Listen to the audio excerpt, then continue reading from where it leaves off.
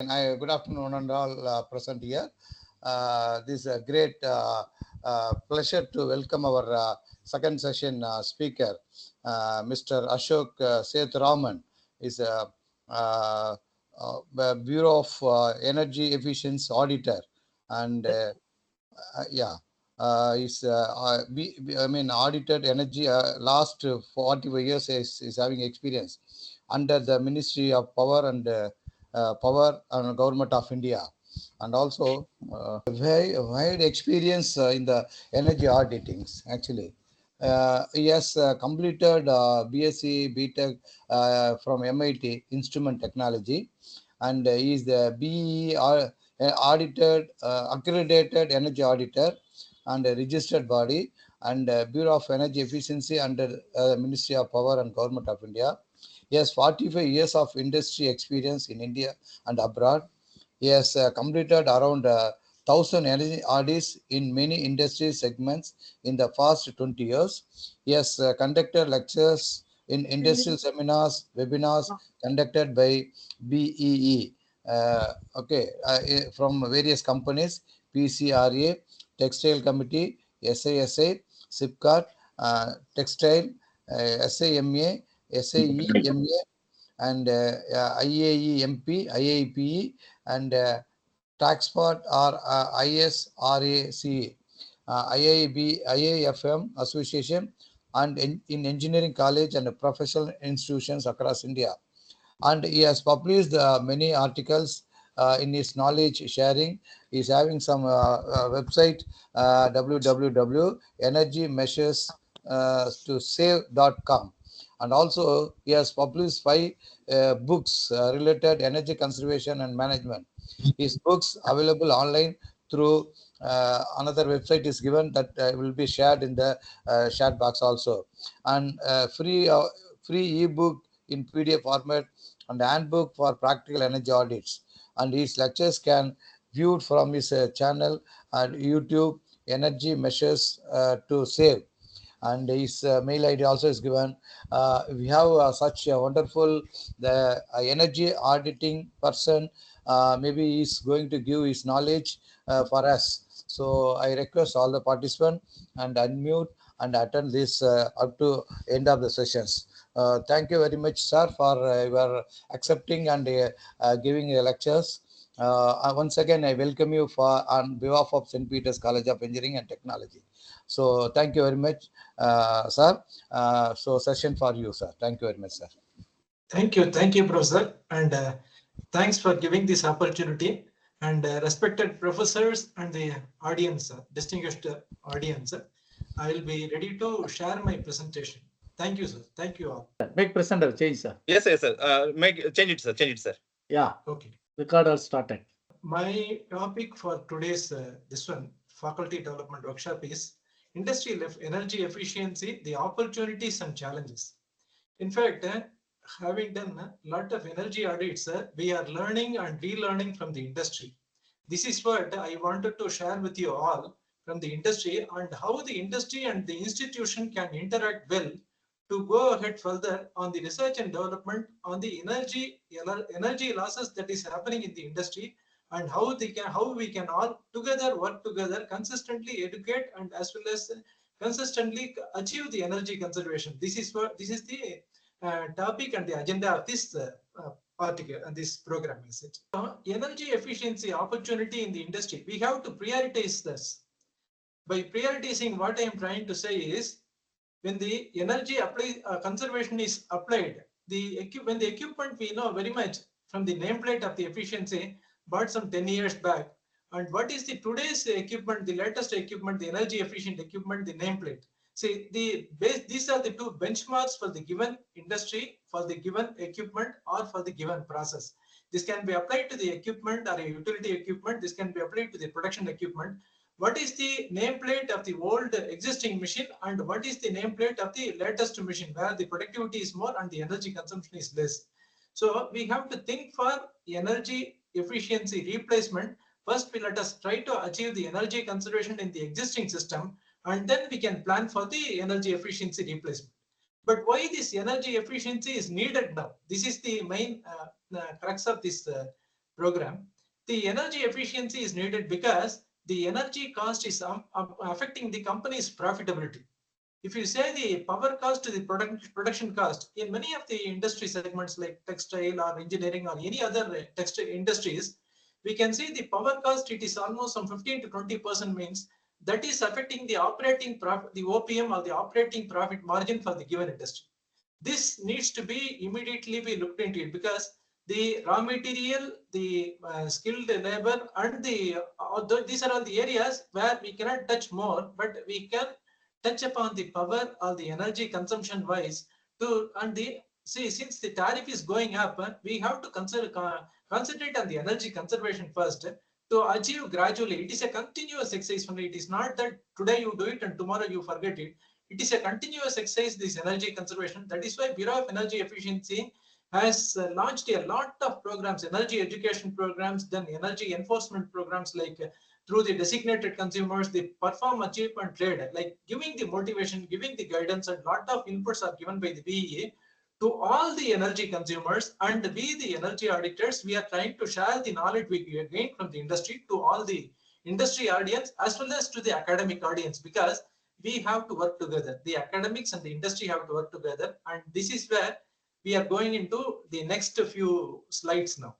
So the energy cost is affecting the market competitiveness. See, you have to also understand the industry, our industry, especially the industries in India, it is all market driven.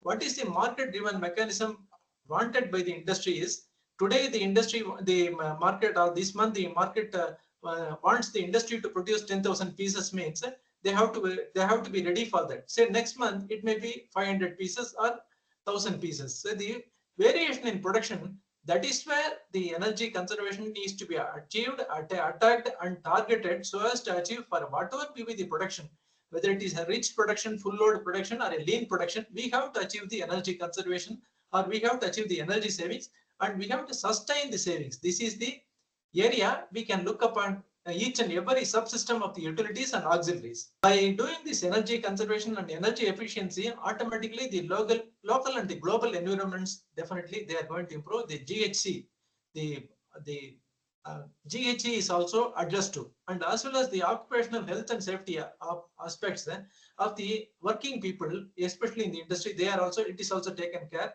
Safety is given the first and foremost importance. Safety is the undercover. Based on that, the energy conservation or the energy efficiency or renewables is going to take up, especially in the case of an energy pyramid. So by energy conservation, we are trying to increase the productivity or we are trying to restore the productivity of the given industry. We are trying to reduce the electrical and thermal energy consumption for the given industry. Also, the final product, what is the quality of the product, that also has to be addressed to and give the excellent quality of the product to be maintained by doing this, all the other aspects as such. Next slide. This is how our industries are working now. The industries are working in such a way that all these years, say for the a decade or 2 decades, we are using still the old machines. Excess energy has been consumed in all the machines. When you see the energy and the material balance for the given machine or for the given process, we can see the energy, water, chemical and raw material, everything is going excess. That is the energy part, or the water part is going excess. And this leads to 2 types of emission from the process. One is the emission from the process and the emission from the combustion or from the utilities. So this is the area we have to concentrate by going for addressing the emission control in the existing industry, by achieving the energy efficiency improvements, by doing the energy conservation, trying to improve the product output or restore or sustain the productivity of the given process, as well reduce the consumption on the energy side and on the water side, and thereby we can reduce the solid and liquid waste as well as the indirect energy waste also. This can be reduced.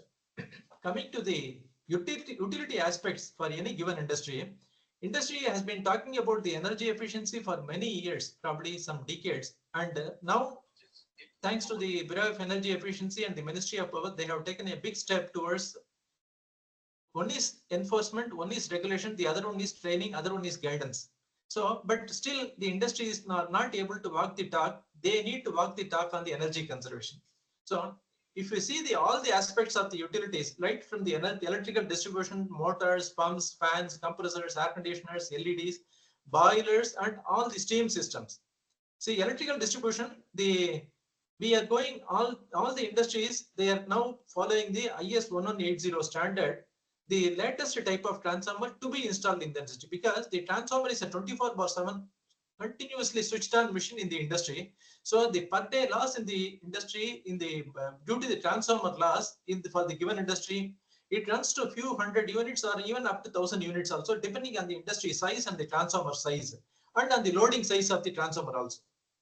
So the transformer, I don't say the replacement, we are trying to first load the transformer efficiently. And if the transformer is very old, probably more than a decade, it is time to go for a OLTC based IS 1180 standards transformer as such. Next comes the motors. The motor efficiency standards are evolving now, right from EFF1 to EFF2 to EFF3. Now we are talking about IE1, IE2, and IE3, and right from 2018 onwards, the government has made a mandatory call to all the industries to always have the IE2 motors and above.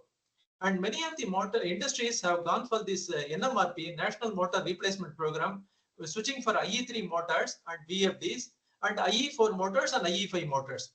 But if you see the IE2 to IE3, IE4, and IE5, the energy efficiency, the efficiency of the motor may be few points only, but the part loading of the motors is more criteria now. That is more critical now. The BLDC motors have taken in the pumps and in the fans, ceiling fans, and they have from 70 watts, it has already reduced to 30 watts. Almost 50% savings is done on the ceiling fans. And for all the motor replacements, a decade-old motor, it needs to be replaced with the no-load power of the given motor is very much more, means it needs to be replaced. And definitely 10 HP up to the 10 HP motors, it is the scope for replacement is minimum 10% above for energy efficiency replacement. The energy savings will be minimum 10% and above.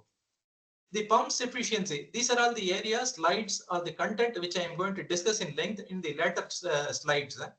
Pump efficiency, the running pump efficiency is around 30 to 40% only, and the latest pumps efficiency is 80%. The band of inefficiency is from 30 to 80. 50% is the inefficiency band. We have to see our industry, where we are operating and how we are operating. Are we operating in the efficient band? Are we operating the efficient pump to run the process? Fans and blowers. The fans and blowers, this is having axial flow fans. This is having centrifugal fans. Every axial flow or centrifugal flow fans, they follow the affinity laws for the fans, and thereby kilowatt versus static pressure versus the RPM. The flow, almost 30 to 70%. Existing blowers are only 30 to 40% only. The new blowers are around 70 to 80%. The scope for improvement is around 40%. The first and foremost point to be talked about this session is how the industry energy efficiency, what is the opportunities? The opportunities are galore. The opportunities are plenty. You can see the level of efficiency band from 30 to 80% or 30 to 70% in the pumps, fans, and blowers. And coming to the compressors, it is the most abused equipment in the industry, but this is the most utilized equipment in the industry. Compared to all the other utilities, the compressor is used not only for the process, it is going for leakage also. Some industries report more than 30% of leakage. If they have 3 compressors, 1 compressor they have to run to attend the leakage itself, it is going for attending the leakage. So the compressor also from 300 watts per CFM at 7 bar, almost 130 watts per CFM, the efficient compressor. See, from the reciprocating compressor to 2-stage reciprocating, then a single stage screw to 2-stage screw compressor. The lot of innovation, and then comes the centrifugal compressor for a higher CFM of more than 1000 and above, 1000 or 2000 CFM, go for centrifugal compressors. Everywhere the wide band of compressors is existing, and the industry is really fighting hard to maintain their specific energy consumption for the given compressors at around 0.15 kilowatt per CFM. Coming to the air conditioners, this is more in the building segment and in the industry segment. The air conditioners, the latest energy efficient air conditioners, that to inverter based air conditioners, split AC, they are operating around 0.5 to 0.7 kilowatt per ton. but we had almost 2 units, 1.5 to 2 units per ton we are operating before. Now the lot of changes are happening. All the air conditioner standards year after year, Bureau of Energy Efficiency is revising that.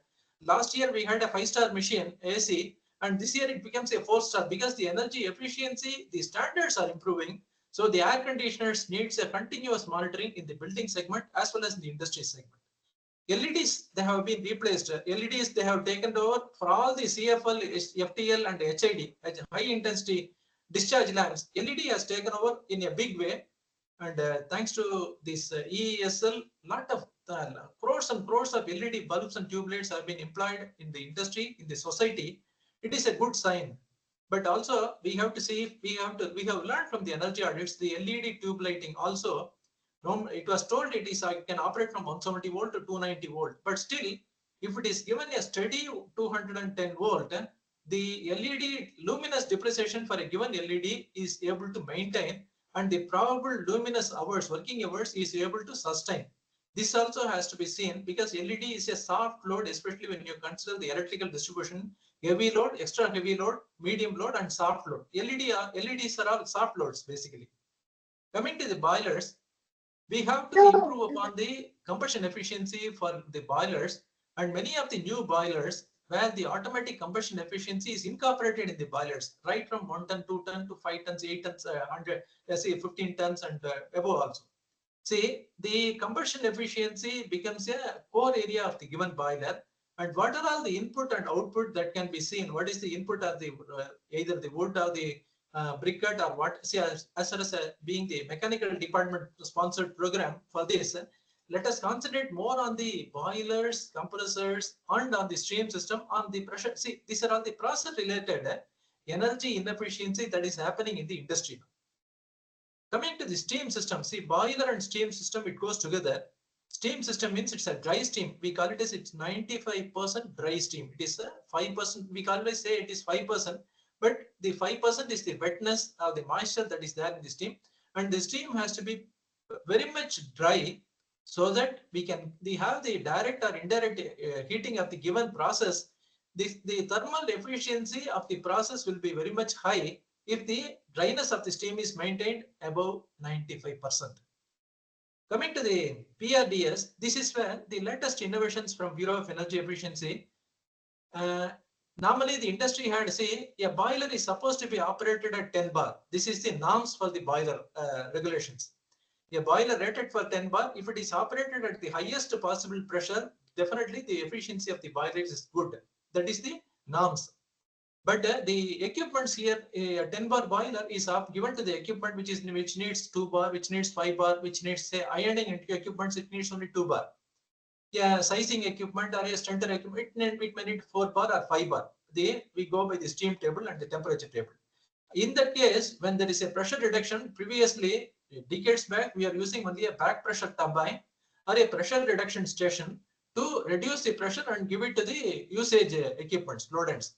Now the concept has come. The Bureau of Energy Efficiency is giving a lot of thrust into this micro turbines, where the PRDS station from 10 bar to 5 bar or 4 bar we are operating. The 6 bar can be converted to the electrical units, and that is fed back to the industry, to the grid also.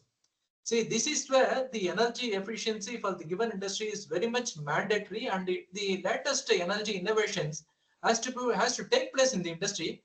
And the institution like our say colleges, they can play a good vital role, mediating role to promote the energy conservation ideas, energy conservation targets to the industry, apart from the energy auditors, energy managers, and other parts of the other professionals in the industry. Coming to the monitoring, say Bureau of Energy, B says only one point. Wherever you want to target the energy consumption for the given industry, monitor the energy consumption. Whether it is thermal or electrical, you have to monitor it.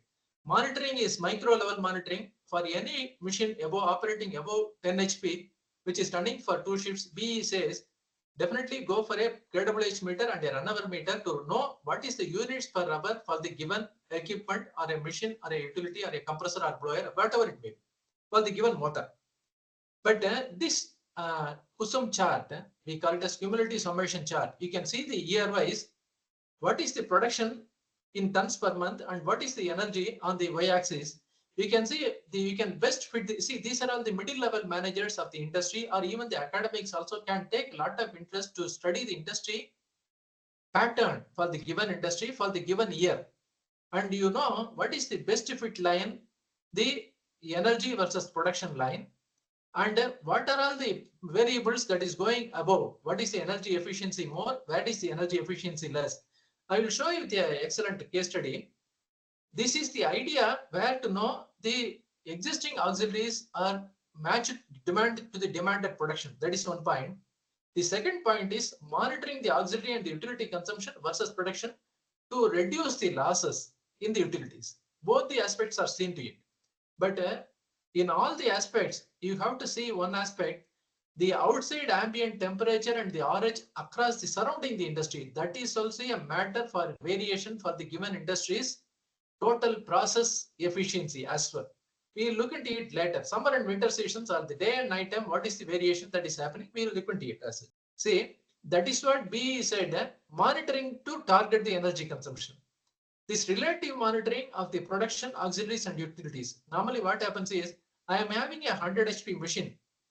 Let us say it is an induction furnace. The auxiliaries, it is rated for, say it is rated for 1000 tonner. But some of the utilities, they are operating for 500 ton, or it can be running for 1500 ton. The utilities have to run, or the auxiliaries have to run to match to the demanded production. This is the crux of the session as it. See, the auxiliaries or the production utilities, whether they are matching to the production. And if possible, let us see, these are all the areas we can look into, monitor the auxiliaries and utilities, have the kWh meter and the run-hour meter for each of the utility to see whether they are all matching to the production, not for a day, not for a week, for a month, for a season, or for a year. And here we are trying to use all the in situ or digital or IoT devices to monitor the energy influencing parameters for the given utility. This is where we have an ample scope for energy efficiency.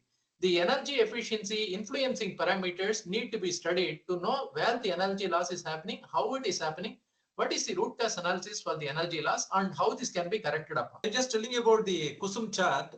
We can see it's a case study from the industry done by our Ramkalam energy auditors. And you can see the center part of the graph. This is the production, almost 45 tons per month is the average production.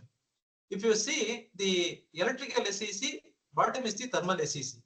These three graphs over a spread over a year. See, we did the audit in this as a part of Tamil Nadu government's peace program, promotion of energy audit and conservation scheme. We did the audit for this tea industry, and we are able to impress upon the management their electrical machines are oversized. Electrical utilities are oversized. You can see the production graph. You can see the electrical utility graph on the top graph. You can see the thermal utility. The thermal utility SEC is following the production, whereas the electrical utility is not able to follow the production. It is oversized. The electrical utilities are oversized, and when the production goes up only, it is able to match the size to the production. This is where we have to understand how to go for automation, which can improve the quality of the final product, which can reduce the consumption, which can match to the production consumption versus the utility consumption. Automation is one area which we have to look into it, especially in the energy efficiency aspects. Coming to the energy efficiency, why we are talking about the T&D loss across India, what is happening in our industry. The energy to process interface, what is the T&D loss happening across India? That is what our beloved Dr. Abdul Kalam, our beloved president, past president, he used to say almost from 30, he was giving a lot of thrust on the energy T&D loss and on the energy security, energy efficiency areas for all the process, for all the society also. He said only one point, and after that from 2005 to now this almost 2025, we have reduced from 35% to 15% of the T&D loss. Why I am telling this is happening in the industry also. The energy influencing parameters for any of the utilities like compressed air, temperature drops across the steam dryer, static Pascal drop across the blowers. These are all the areas to be addressed to in the industry to make the equipment more energy efficient. Let us try to give the rated power or the rated energy needed for the given equipment to allow to perform at the efficient loading. We can see from the given industry, almost transformer at 98%, motor at 80%. These are all the existing subsystems efficiency. So ultimately, if you see, if you come across all the transformer to motor to couplings and pipings, and then the pump and the control valves and the piping node, only 30% of the energy. MCP delta T is equal to the Q. What we say in the industry, the ultimately the Q, the thermal, the quantity of energy, quantum of energy is only 30% that is delivered at the process, at the heart of the process. All these T&D losses had to be controlled, have to be addressed to, and keep to be minimum or optimum. In fact, recently we have done an audit at the Rajapalayam area. It is one of a textile industry. The MD said, sir, we are already done a solar power plant. We have done a 1 megawatt and we are almost getting 5,000 units per day, and we have spent around 5 crores. Now you have come after the solar power has been installed in the industry. And what is your deliverables? He asked us. After conducting the audit and after implementation, he was terribly supporting us and he was terribly suggesting other industries also. See, after conducting the energy audit and energy conservation, this industry has been able to save almost 5,000 units per day at the cost of 80 lakhs. See, to produce 1 megawatt of solar power, we have to spend around 5 crores of rupees. But to produce the same, that 5,000 units generated, here the 5,000 units is conserved. It is saved by the industry thanks to the energy audit and conservation done by us. And they said almost 5,000 units we could achieve within by spending only 80 lakhs, almost 1/5 of the amount they spent towards the solar. This is the priority of the energy efficiency, energy conservation for the human industry. You assume almost this industry was almost consuming 70,000 units per day. They could reduce it by almost 60,000, 10,000 units they are able to reduce it. To precisely say, they reduced it by 59,000 units per day. So this is the area, having taken so much of units from the EB side, let us try, this is our moral responsibility or the duty of the industry consumer to conserve it. And we, the institutions, have to work together with the industry, how to conserve it, what is the root cause analysis. These are the areas. Like, let us look into it further. Basically, after practicing almost many energy audits, we are learning from the industry. What is the BE mantra says? Target the energy consumption, monitor the energy consumption to target the reduction. The first step, monitoring. The 4 fundamental ways this can be applied to any industry. And you can see the first and the foremost step is accurate monitoring of the energy consumption. The second step is trimming or optimizing the energy input content. This is a zero cost or a low cost investment for the given industry. Even when you go see now the colleges, many of the colleges have taken up this energy audits as a passion, and they started doing a lot of a win-win situation is happening between the college and the industry. You can see, and each and every industry, you can go to the industry, you can see what are all the inputs for each of the machine in the production utility, what is it right or what is it high, why it is high, and how this can be trimmed upon. And this is a zero low cost investment. The industry has not looked at it because they are always production oriented. They did not see into the energy consumption part of it. So here we can definitely give a lot of inputs to the industry. The third step is trapping the unused energy. Let us say 75 kilowatt or 100 HP machine is loading, compressor utility is running, it is producing 500 CFM at 7 bar. So much of you apply the same MCP delta T from the compressor, from what is the air intake given at the FAD, free air delivery at the input, and what is delivered to the process. And if you see, almost 70% goes by the heat of compression in the compressor and it is exhausted out. That needs to be recovered. This is where trapping of the unused energy. And the fourth step is recycling and use of energy over and again. That is what we are aiming for, the circular economy. Each and everywhere it is possible, whatever it is a waste that needs to be spent as a resource in another industry. Whatever the PET bottles or all we are throwing out, it is going as a input to the cement industry. It is going as a concrete for the all our plastic roads. These are all the areas where we can do the innovations to recycle and go for the circular economy. So ultimately, from the institution, we have to see to it that the industry, the daily running efficiency of all the utility and auxiliary equipments is around 30 to 60% only. So straight away 30% is the scope for energy saving. This is where the energy efficiency, the opportunities are there for the any given industry. So when we do the audit, there are different types of audit: walkthrough audit, or detailed audit, or it's an investment audit, or a random audit. Many types of audits are there, but ultimately the audits give what is the useful output for the given process, how to enhance the output for the given process or for the utility, how to reduce the wasted output.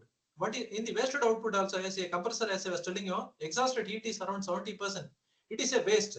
But instead of wasting that, how to reduce the waste and how to recover the waste from the 100 HP compressor. It is running for 24/7 throughout the 365 days in a year in many of the industries. These are all the areas, low grade heat that can be recovered and it can be used for any other aspects of the process. I have done a work with user group Netherlands. The user group people, experts, when they came from Netherlands, they said any of the water that is wasted in the process, it should not contain more than 40 degrees or 45 degrees centigrade. The wastewater should have only the minimum temperature. If the temperature is more, that has to be recovered. That is the idea or the tendency for the energy conservation professionals.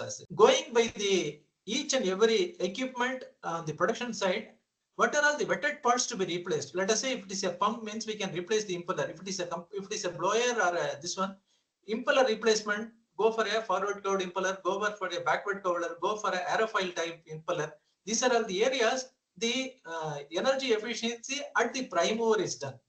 And the utilities, what are all the end-to-end output parameter losses that has to be adjusted to.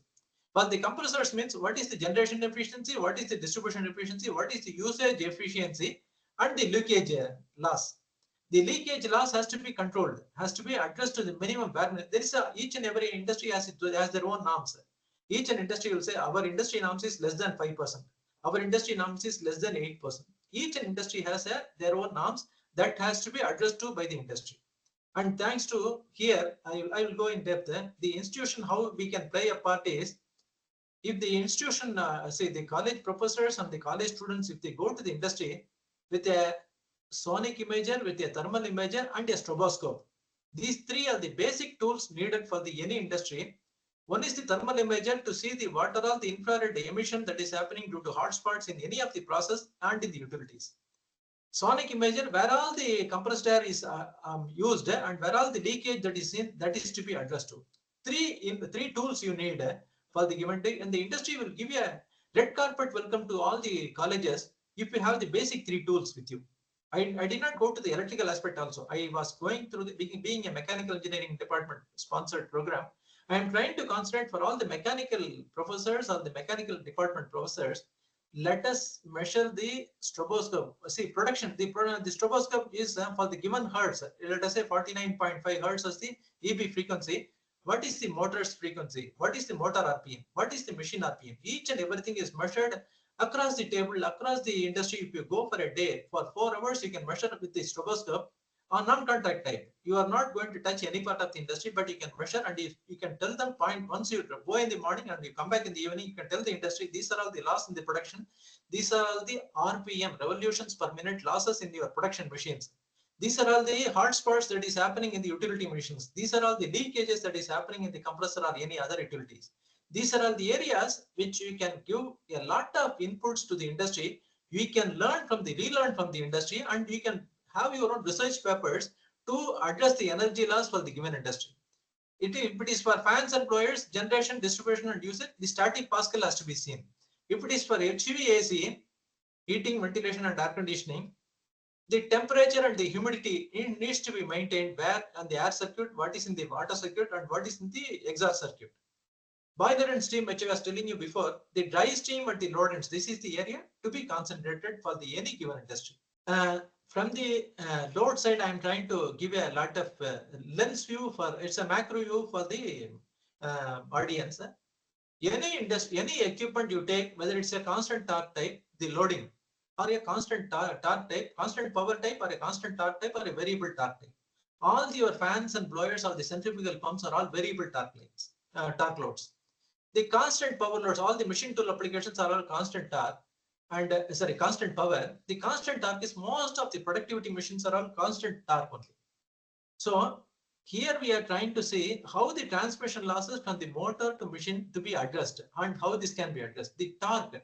See, ultimately for any given motor, what is the input kilowatt given in the motor, and we are rating the motor by the output power mechanically that is available at the motor shaft.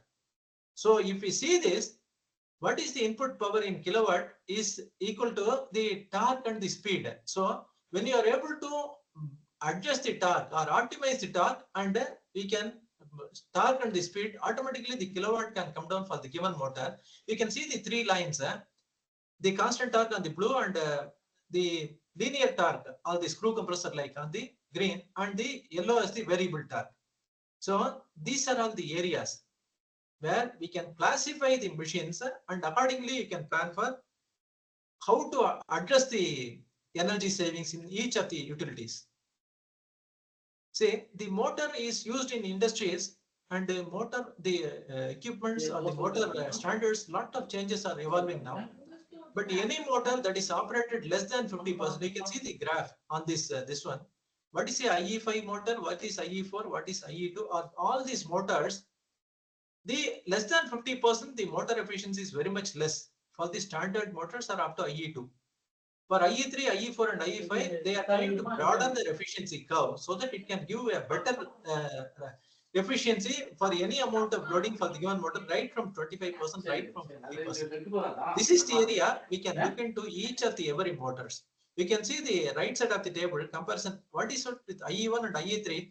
You can see almost less than 10 HP motors, up to 10% of savings is possible in each and every motors. So the comparison of IE version of motor standards, what is it there with us in the existing industry? See, you can, when you go as an energy audit team, you can measure the no load kilowatt of the motor, you can measure the thermal image of the motor, running motor. Where is the heat? Normally, in the boiler efficiency, we say ambient of 40 degrees means 60 plus 60 degrees, 20 degrees is the ambient allowed after the insulation. And the motor also, if the skin temperature is around 60, it is good. If it is more than going 80 and above or 100, the motor is getting hot, means the motor is wasting the power, whereas it is the productive power is getting lost. It is getting reduced. This is our old existing type of motors, where the conventional motors, as per the graph, 25 to 55%, you can see it is around 60 to 70%. Whereas the latest International Electrotechnical Commission says, IEC defines the ratings of motors. IE version, international efficiency ratings, IE2, IE3, IE4 and IE5. I am trying to give you see, this is the area the mechanical department can do a lot of work in the industry to measure the torque for the given motor at the lab, at the industry. It is also measurable at the field also, provided the industry is proactive to your work, to R&D work. Here you can see the bottom of the table, an IE2 motor, 20 HP motor is replaced with a 11 kilowatt motor, because the loading is very much less, 10.2 only. And the IE5 motor, the savings is around 20 to 22%.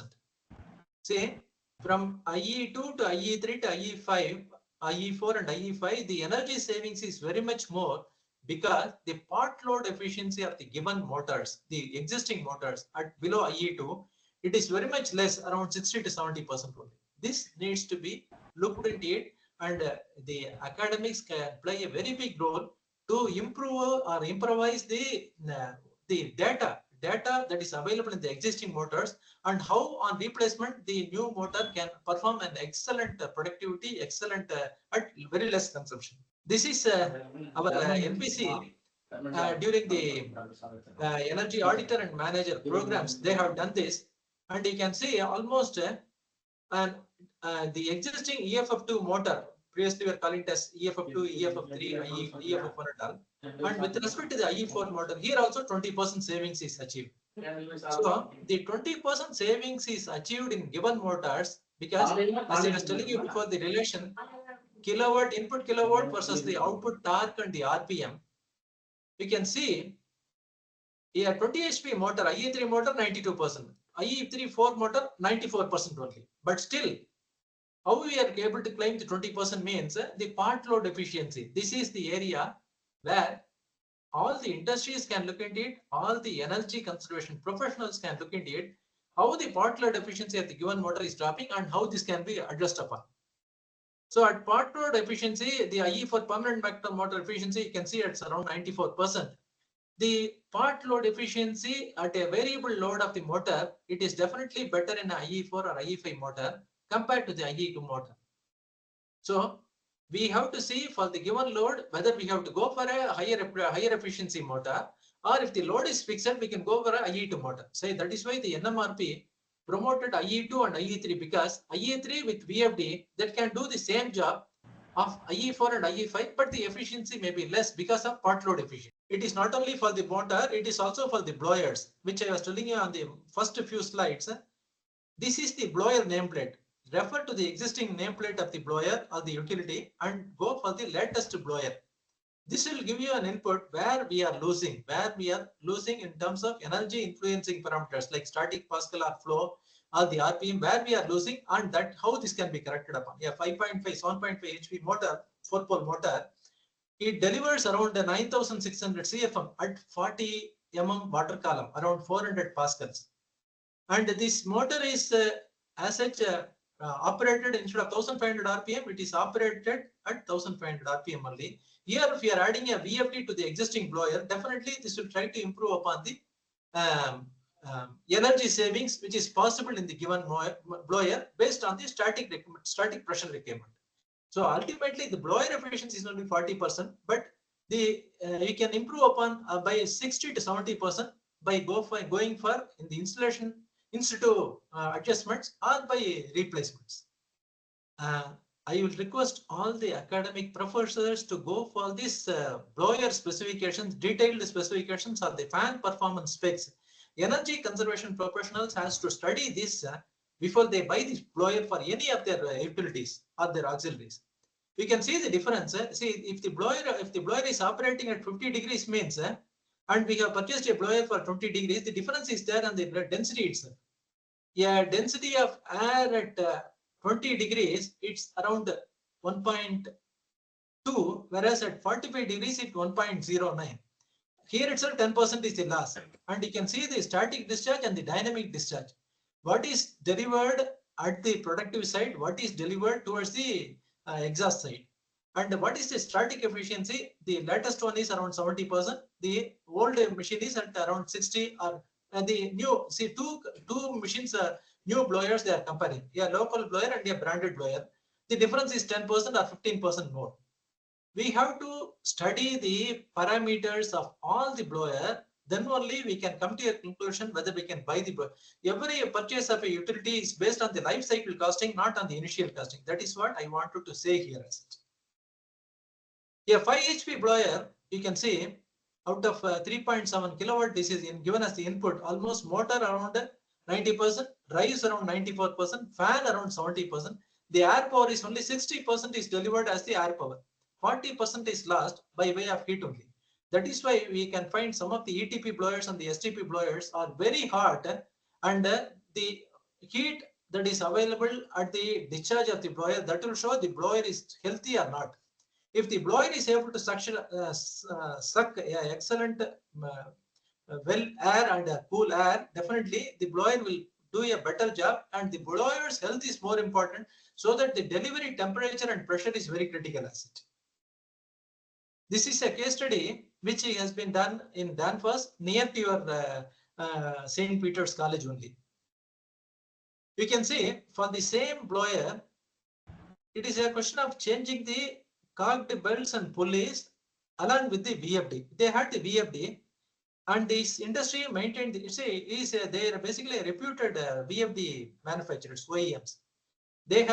We have to appreciate their study for the existing blower with bypassing the VFD. What is the savings at 860 RPM of the blower? They are able to save around 11% thanks to the cogged belt, which has a power carrying capacity of around 30% more.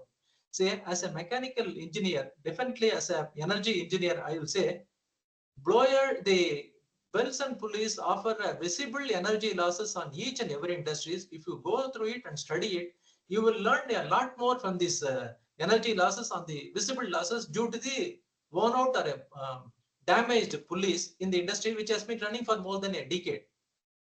And if the VFD is put on line, see, one is with the cocked belts and pulleys, the savings is 11%, and if the VFD is put on 9 and 33 hertz is the operating frequency, at same 550 RPM of the blower, they are able to achieve around 22%. For the same motor, for the same VFD, for the same blower, this industry VFD OEM, they achieved 22%, and they have categorized how it has come. One is by the cocked belts and pulleys, the other one is by the VFD.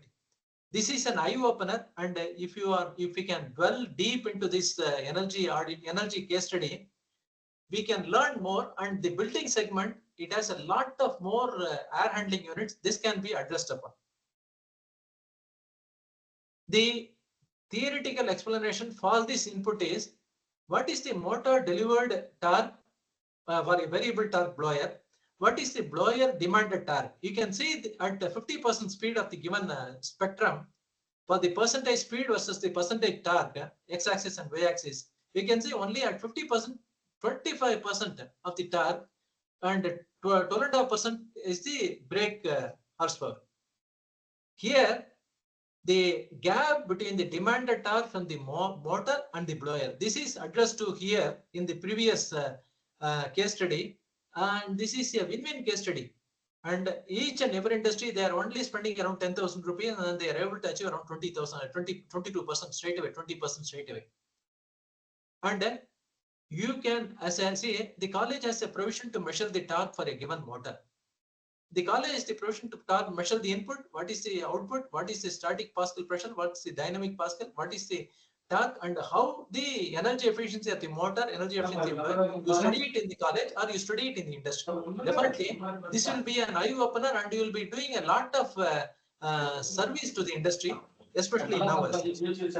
Just by changing for the given AHU motor, it's a variable speed, it's a blower only.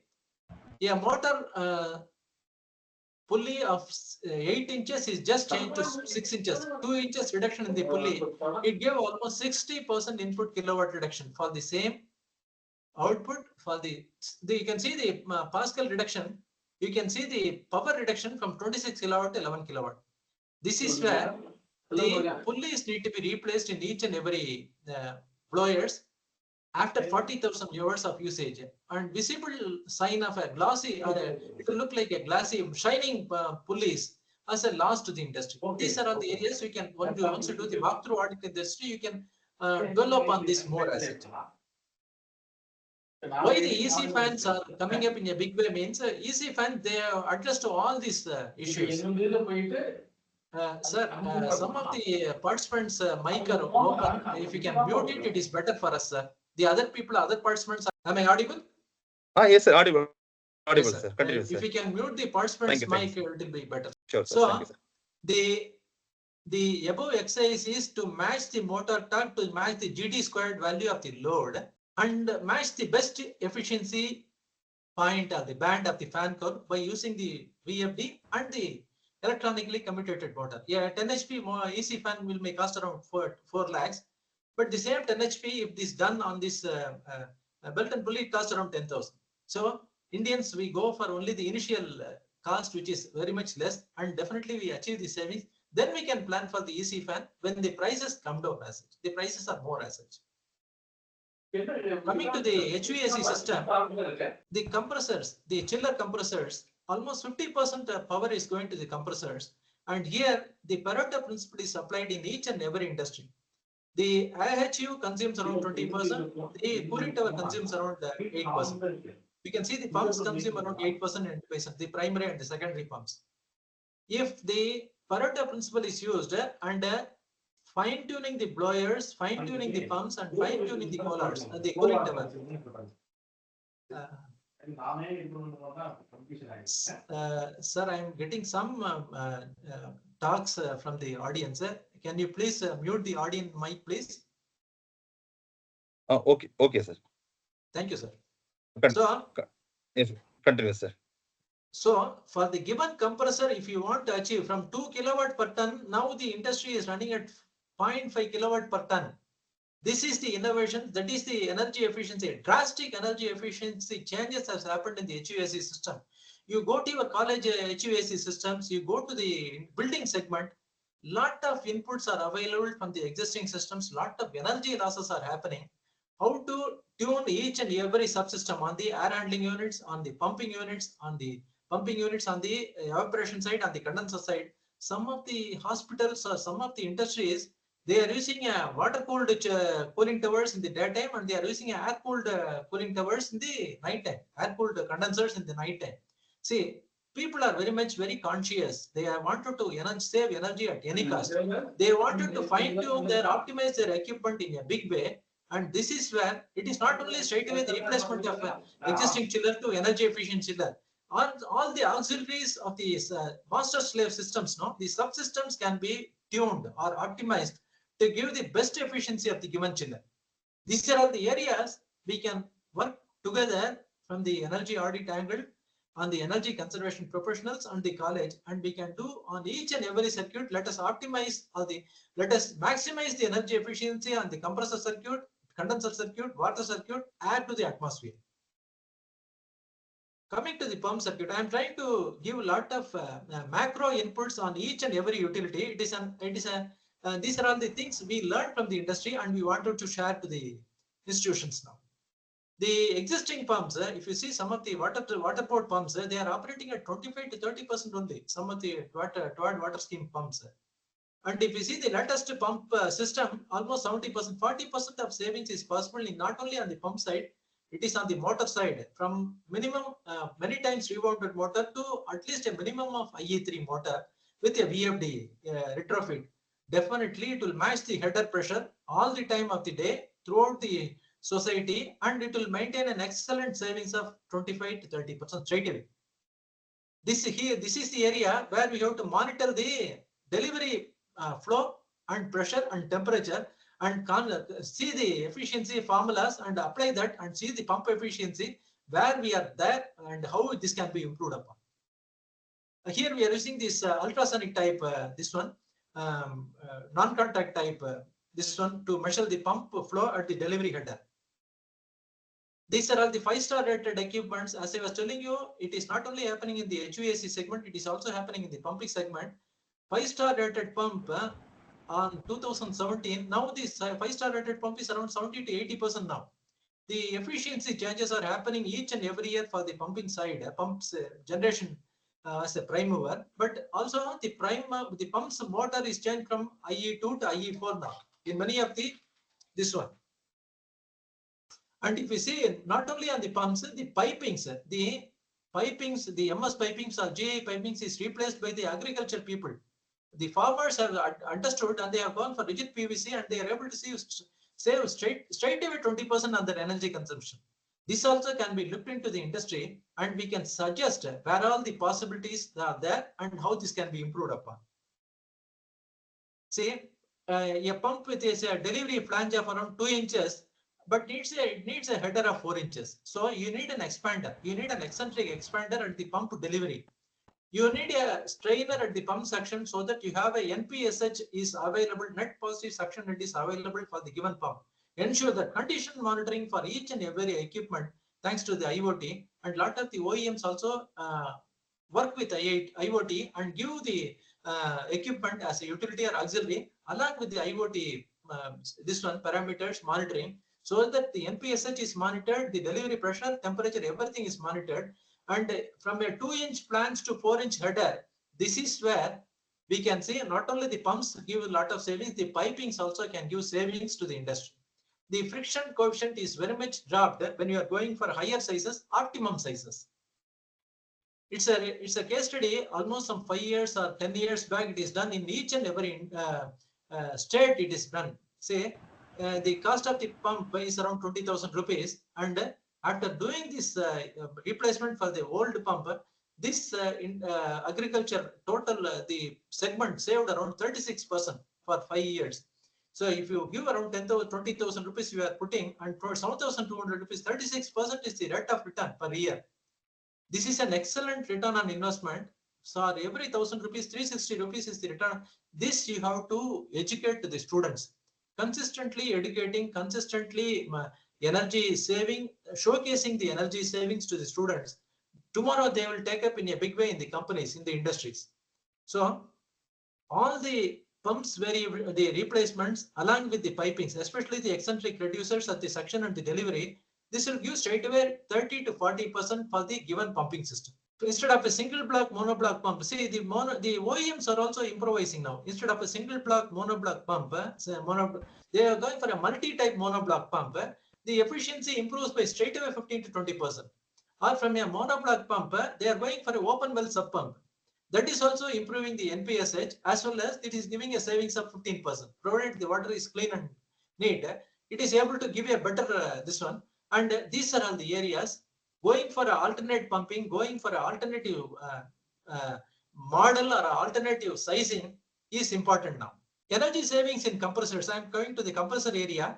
In the generation, it is possible. In the distribution, it is possible. On the matching the usage compressor end to end and arresting the leakage, non-visible leakage. That is what I was telling you. The thermal imager has come for the thermal imager, the infrared imager, and the sonic, like another. These are all the imagers, non-contact type. It can give the results immediately, and the industry is very much benefited, and they'll give you a rose carpet welcome when you go from the college with all the tools like this. The industry will be very much benefited, and they will be eagerly waiting for your visit to the industry. That's it. The thermal imager we have been using. See, this is our energy audit done in 2012, almost some 13 years back. We have been using this in the thermal imager not only on the electrical panels, but you are using in all the process. Wherever the hotspot is there in the process line, that shows the energy is getting stagnated and there is a loss in the process. It is applied to the human anatomy also. Like you say, your ankles or this one, limbs, wherever the hotspot is happening in your body, especially in the limbs, that shows the energy flow is not there. So the thermal imager is not only used in the industry, it is used in the biomedical instrumentation, it is used in the human anatomy also to study and detect the cancer also. Say the thermal imager with using a refrigerator dryer, what is the ambient temperature and what is the dryer input temperature, what is the output temperature? This should show the healthiness of the dryer. You just have a few seconds scanner of a given refrigerator dryer, you can definitely say the dryer is healthy or not. The industry will be very happy to receive the industry does not want to receive the input from the professor, but they want to see the tool. What is the measured parameters in the tools that they want to listen, and they want to get it recorded, and you put the unhealthy signs in the industry and you get it corrected as any of the industries. Thanks to Sinthan case study, it is done in area given industry. You can see the zigzag variations in the flow. The energy monitoring, we says not only on the input, but is to be done on the process also. It is a thermal mass balancing principle instrument has been used on the header. It can be used on the water, it can be used on gas, it can be used on air. And on the air header, compressed air header, if it is put, and you can see this process, CNC based engineering industry, lot of puppet type solenoid valves, bleed type valves. Many of the bleed type valves are malfunctioning due to water ingress in the header system there in the machine tool. So after correcting that, this zigzag became a straight line. So they could see a 48 kilowatt machine was delivering around 220 CFM, around 4.5 CFM per kilowatt. But they are having a lot of variations in the compressor, load, unload, load, unload. And once the problem is attended in the delivery end, the industry is able to rectify, and they are able to make the compressor healthy. So load end monitoring or the compressor header monitoring with a flow meter, especially it's a non-contact flow meter, thermal mass balancing, you can insert it in the header. Any type of header it can be inserted, and it can be measured from 1 inch to 16 inches. This is what I was telling you before, the PRDS, pressure reduction station, all the industries are using it. But here, Bureau of Energy Efficiency is giving a lot of thrust to this area. When I am able to reduce the pressure from 10 bar to 3.5 bar, the Surat cluster in the textile processing unit, they have done this. Almost it is 35 lakhs. Now it has gone up. The price is gone up, but still, I am able to get almost 3 lakh units of electricity, and we are able to feed back to the grid, import to the grid, because of this micro turbine, or it is called as nano turbine, where the PRDS, the mechanical pressure drop, is converted to electrical kWh. This is an innovation, and this has been applied in each and every latest industries. Once you visit any of the industries in and around your colleges, you can definitely see these innovations. and B is giving a lot of energy efficiency funding for this type of projects. So why the energy efficiency is needed? What are all the opportunities and the challenges? See, the tariffs are going up and the T&D loss is around 15% now. See, this needs to be reduced. Yeah, China or Japan or say Germany, they are maintaining at 4% or 6%. Still in India, from 33% we have come to 15%, but we wanted to reduce further. The electricity pricing is more, and the coal based, our base load is only coal. Whatever said and done, you can go for nuclear, you can go for solar, renewable, everything is there. It can be only a minor fraction. Major fraction is coal. The base load is coal, and the quality of coal is coming down from 6,000 kilocalories per kg. It has come to almost 4,000 now, 3,500 only. The 40% is the ash content in the coal. If you see the approximate analysis of the coal. So ultimately, the GCV of coal shows the quality of coal is going down. And you visit a coal mine, when you visit NLC or you visit any of the collieries, the coal mine industry, you see how the electricity is produced. This will make the industry to realize why the electricity has to be definitely be saved. It is the responsibility or the duty or the responsibility of the consumer to save the coal-based electricity. Coal is burnt heavily, and lot of you can see so much of fly ash brick industry. A cluster of industries are there in the metro line to utilize the ash content of the coal. So, if you want to definitely achieve the energy efficiency for the given industry, challenges are there because the mindset is there in the industry. Whatever is running, it is running excellent. It is always like you're doing a master health checkup. When you do the master health checkup, everything, any reputed hospital, they said they will tick it and say everything is okay. That is not needed. Unless you say these are all the problems, they will look into it. Like that, you try to see the energy losses within your industry and try to arrest it and try to make your industry healthy. See, this is meant for the natural ventilation phenomena for any given premises. It is used in the building segment, but this needs to be used in the industry also. You can see on the left side what are all the wrong things, and right side what are all the right things. Whatever the natural ventilation that is relying on the pressure to move the fresh air, but we need a cross ventilation. We need a positive cross ventilation because all the utility equipments, all the process equipments, it needs a good amount of air. That is why in the first few slides I was telling you the ambience or the ambient surrounding air, that needs to be perfect. That needs to be maintained comfortably so that the industry will be healthy. For that, what can we do? See, the industry has been installed, industry has been running, but how to improve upon it? We can do this way. Go for a HVLS, high volume, low speed fans, especially on the still level, on the 3 feet level, on this one, to have the positive cross ventilation across the premises, across the shop floor, to maintain positive cross ventilation. Thereby, the equipments can breathe well. The occupants or the residents or the workers also can do effective working with a good amount of fresh air. Energy losses, especially the specific energy consumption for the given industry, you can see the highs and lows. We call it as a MTOE, million tons of oil equivalent. That is equal to 10 to the power of kilocalories, 10 to the power of calories. This shows almost 11,630 kilo units is given for 1 MTOE. What is the maximum MTOE per ton? What is the minimum MTOE per ton for a given industry? This mill is operating at high MTOE. So the comparable benchmark, see, the benchmark for the given industry segment is more important, more mandatory. We use all the benchmarks for any of the industries, whether it is a paper industry, pulp industry, steel rolling industry, any of the industry benchmarks are available. Best operating practices and the EPA, energy performance indicators for the existing plant. What is the best plant to be run? What is the best performance indicator? So a comparable benchmark and even where it stands, and the energy gap is so huge. And what are all the implementing the best practices, you can reduce the energy performance by half and then reduce the energy losses by half. You can save the energy, you can make the industry healthy. Ultimately, the machines become healthy, the productivity is sustained or productivity is improved, the energy consumption reduced. Ultimately, energy efficiency ultimately leads to the key to the survival of the industry. This is the target, this is the Taraga mantra, what is told by the BE to all the industry consumers and to the society also, to the building segment also, because building is a third major energy guzzler in the given of our Indian continent.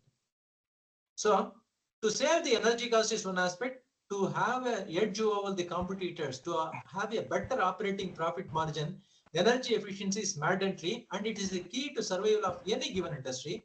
And the institution like us, through this type of FDP programs, many of the faculties are also attending, respected professors.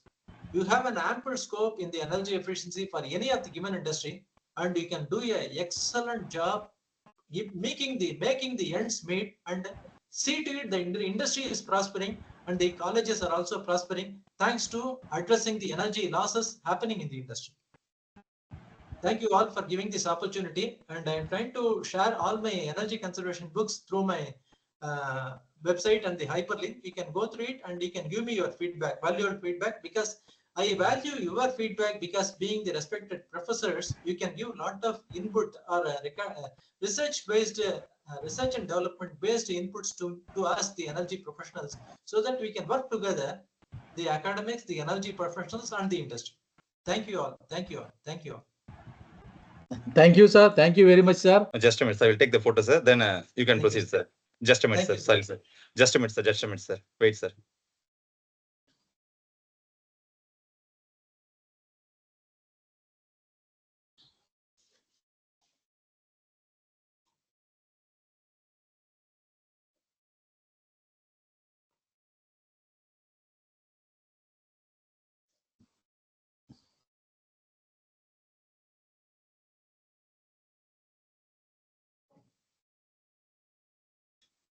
Just a minute, sir.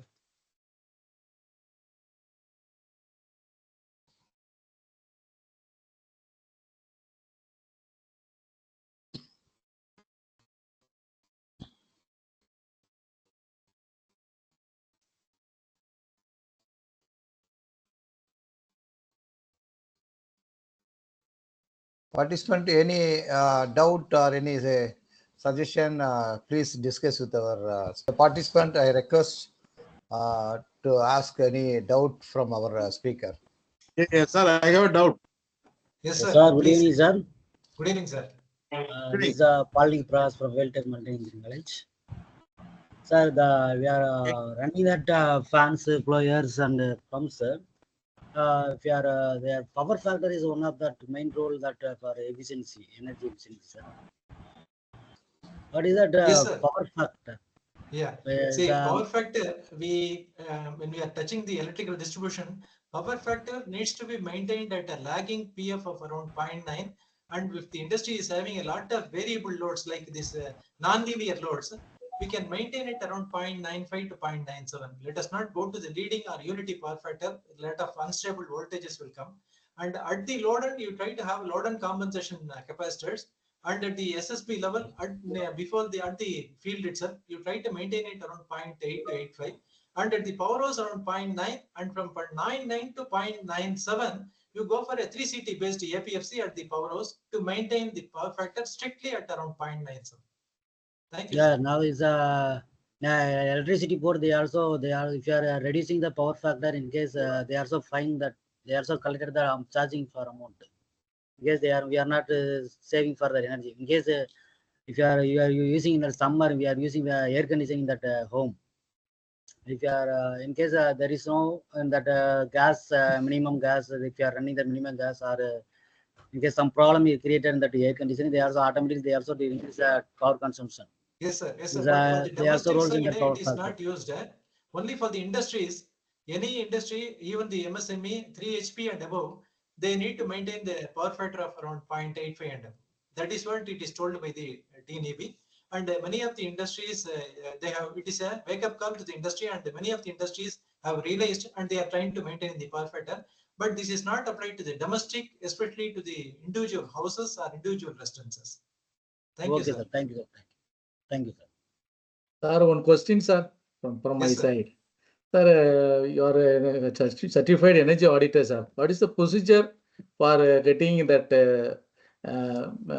certified energy auditor? Fine, sir. If you work in any industry for minimum 3 years, and if you are a degree holder, you can apply for this, and npc.org, aipnpc.org is the link. NPC Chennai, the link is there.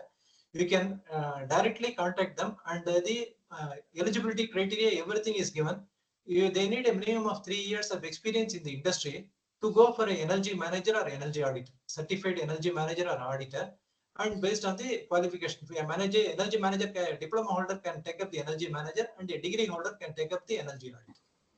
What is the scope for that, sir? What is the scope? Scope is excellent, sir, because as I was telling you, each and every industry, each and every equipment, almost 30 to 60%, around 30% of energy loss is happening in many of the industry equipments, utilities, auxiliaries, and in the process, obsolete processes. So to address that, so many industries, thousands and millions of industries are there, and government is mandating that certified energy manager to be there in many of the industries. They go for the designated consumers now, and they are reducing the threshold level. So each and every industry will be mandated to take the energy manager, and the energy manager and the energy auditor can do audits for the industry. So plenty of scope is there for energy management and energy audit in any given industry. Today there are two speakers. They are delivered about the energy storage and the sustainability and efficiency, everything. Okay, and the second speaker, they are talking about the energy conservations. The energy conservation and energy savings is indirectly demanding the power from the power plant, because we are wasting the lot of energy. If you saving the energy here, the end user, obviously we are reducing the power production in the power plant. So obviously you are reducing the fuel consumption also. So is actually SARIS is given the end user almost all the energy components, like electrical component and mechanical component is covered. It's very elaborate. So almost all the component, the efficiency improvement is given in the presentations elaborately. So for example, the pumps is given 30 to 80%. Obviously, if you're using the periodical service and periodical maintenance, we are improving our component efficiency. So this is also indirectly in the thermal storage or thermal productions. So thank you very much, sir. Your elaborate presentation, sir. So you, sir. definitely it may be useful to our participants to collaborate with you or Dr. Chinnapandian, sir, energy man, and to doing a PhD in the future also. Thanks to our first speaker, Dr. Velraj sir, and second speaker, Mr. Ashok Seduraman sir. They're spending valuable time for us. Sir. Okay, and also I thank each and every participant. They're spending time. It's a hard time. So almost they're finishing dinner and start to sleeping. So anyway, just you can bear for another 5 days, you can complete successfully. Thank you very much for each and every participant. Excuse me, sir. Second Yeah. session feedback form is not Yes, sir. enabled, sir. Sir, check the already Yeah, post in the we'll box. check Sir. it, sir. No, We'll check it. that posted link is not opening, sir. That the Okay, sir. feedback form is not working, sir. In the I will chat check, box sir, is and there, then sir. send the WhatsApp also, sir. No issues, Okay. sir. Thank you. Maybe next, I think our coordinator will give some brief about the tomorrow session also. Thank you very much, sir. Once again, all the participants and the speaker. Thank you. Thank you, sir. Yeah. Participants, dear participants, with our permission from our Ashok Seduraman sir, I can share your PPT, sir, PPT to WhatsApp group. Yes, sir. Ashok Seduraman sir, shall I? I'll be pleased to share my PPT, sir. Yes, Thank you, yes, sir. yes, definitely, sir. Definitely to all participants. Now itself, I will share all PPT today. Okay. Sir, PPT, So- in fact, I have added 10 more slides, sir. I will just send you the PPT again today. We can Yes. send it, sir. Yes, sir. Yes, sir. Thank you, sir. Thank you, sir. Thank you, sir. So Thank you, sir. tomorrow, that is thermal installation using sustainable material, promoting energy efficient building by Dr. Maria Rajesh, Professor Civil Section, Department of Engineering, University of Technology and Applied Science, Oman, Sultanate Oman. So he's having 16 years experience. starts with 6 o'clock, 6 to 7:30. And then second session, global energy storage and conservation trends and outlook by Mr. P. Rajendran, Chief Asset Officer, CAO, Ever Renew Energy Private Limited, Chennai. So, be ready, participants. Be ready with that. Today we have a small constraint, starting with some problems that overcome. Really, tomorrow we'll do it in a better manner. Thank you for all. Thank you, Thank you, sir. participants.